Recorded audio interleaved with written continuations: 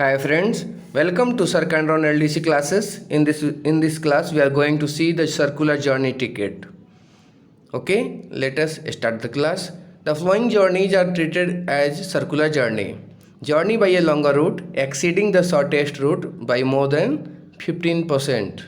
Journey starting and ending at the same station. Okay, if the journey by a longer route is convenient due to availability of a direct train or sleep coach, then it is not treated as circular journey. SMR or CBS of notified stations are authorized to issue such tickets without the approval of CCM and DCM. Calculator fare, total distance calculated on point-to-point basis. The total distance divided by 2 and treated as 2 single journey and charges collected for 2 single journeys.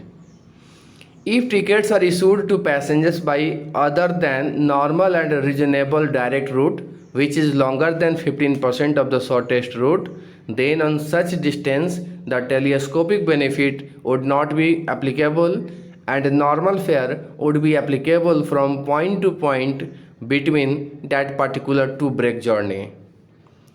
Okay, calculation of validity period. Journey time is calculated at the rate of 1 day for every 400 km or part. Break journey time is calculated at the rate of 1 day for every 200 km. Friends, these are very VBI points because generally in exams these points are asked. Break journey rules. Maximum number of break journey permitted 8. At the time of purchasing the ticket, the passenger should mention the stations where he requires break journey and the same will be mentioned on the ticket. No restriction on number of days of stay at a station or distance. Reservation charges will be collected for each leg of journey. Supplementary charges would be collected only once. The passenger cannot travel over a section more than once unless it is specifically mentioned on the ticket. Senior citizens are given concession 40% for male and 50% for female on circular journey tickets. Also, if the total distance of travel is more than 1000 km.